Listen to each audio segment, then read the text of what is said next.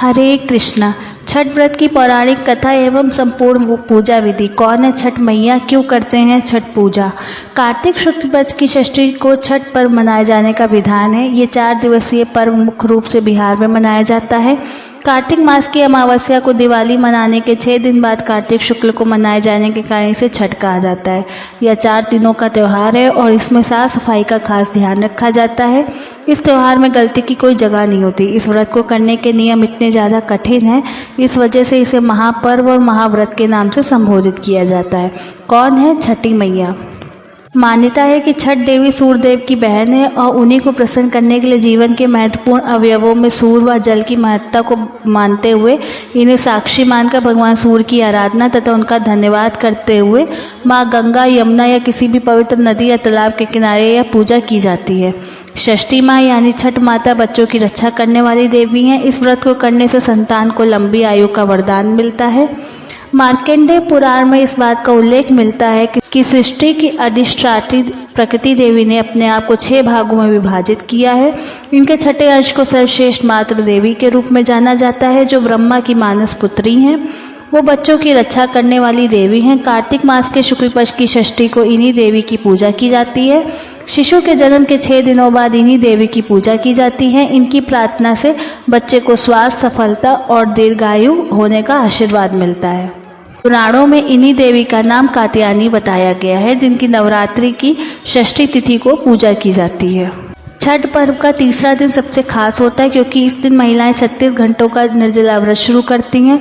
संध्या में डूबते सूर्य को अर्घ्य दिया जाता है तो अगले दिन उगते सूर्य की पूजा की जाती है। छठ पर्व मुख्य रूप से बिहार, झारखंड और पूर्वी उत्तर प्रदेश में मनाया जाता है। इस पर्व को डाला छठ, सूर्य षष्ठी और छठ पूजा आदि नामों से भी जाना जाता है। इस त्यौहार में मुख्य रूप से भगवान सूर्य और छठी मैया की पूजा होती है। छठ व्रत पूरा करने से पहले इसकी कथा पढ़ना जरूरी माना जाता है। आइए सुनते हैं छठ व्रत की पौराणिक कथा। कथा के अनुसार प्रियव्रत नाम के एक राजा थे। उनकी पत्नी का नाम मालिनी था। राजा प्रियव्रत और उनकी पत्नी मालिनी संतान सुख से वंचित थे। इसी बात से राजा रानी काफी दुखी रहते थे। एक दिन उन्होंने संतान प्राप्ति के लिए महर्षि कश्यप से पुत्रेष्टि यज्ञ करवाया। महर्षि ने यज्ञ संपन्न करने के बाद मालिनी को खीर दी। खीर का सेवन करने के बाद मालिनी गर्भवती हो गई और 9 महीने बाद उसे एक पुत्र की प्राप्ति हुई, लेकिन दुर्भाग्य से उसका पुत्र मृत पैदा हुआ।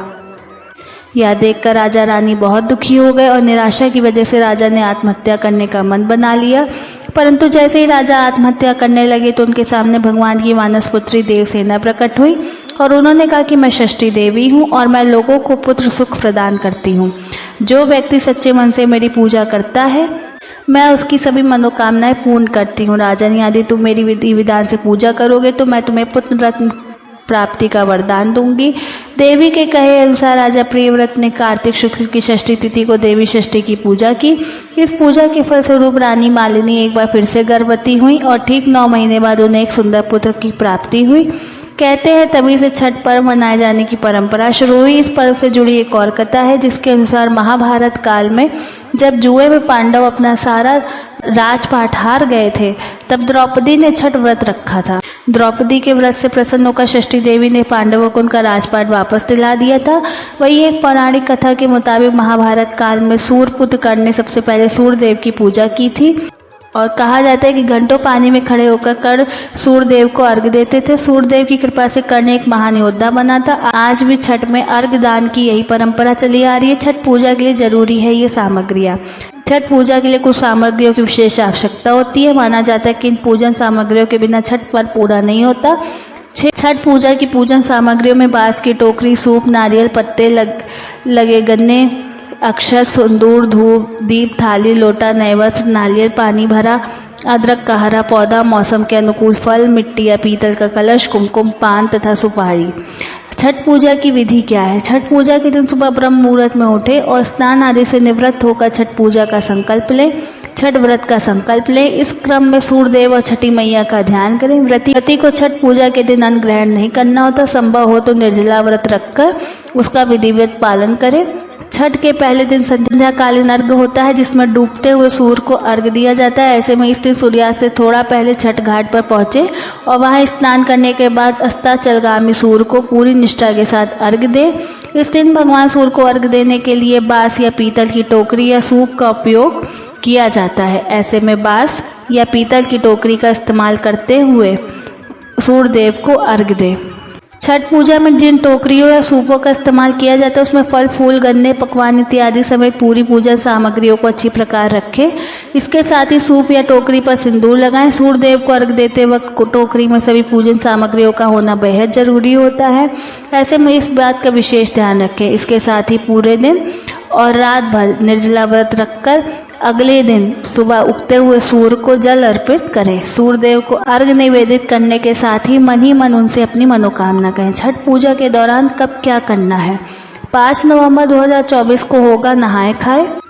छठ पूजा के पहले दिन नहाए खाए होता है। इस दिन व्रती स्नान एवं ध्यान करने के बाद कद्दू भात का सेवन करती है। छठ व्रती को नहाए खाए के दिन शुद्ध और सात्विक भोजन ग्रहण करना होता है। इसके साथ ही इस दिन जब छठ व्रती भोजन कर लेती है तब घर के अन्य सदस्य भोजन करते हैं। इस साल छठ पूजा का नहाए खाए 5 नवंबर को है। 6 नवंबर 2024 को है खरना। छठ पूजा के दूसरे दिन खरना करते हैं। इस दिन व्रती महिलाएं स्नान के बाद चावल और गुड़ की खीर बनाकर खरना माता को अर्पित करती हैं। इस प्रसाद को मिट्टी के नए चूल्हे पर आम की लकड़ी से आग जलाकर बनाया जाता है। शाम को पूजा के बाद घर के सभी सदस्य पहले खरना प्रसाद ग्रहण करते हैं, फिर भोजन करते हैं। खरना प्रसाद को बेहद शुभ माना जाता है। इस प्रसाद को खाने के बाद व्रत शुरू हो जाता है। इस दिन नमक नहीं खाया जाता। इस साल छठ पर्व का खरना 6 नवंबर को है। 7 नवंबर 2024 को डूबते सूर्य को अर्घ। छठ पूजा का तीसरा दिन बहुत खास होता है।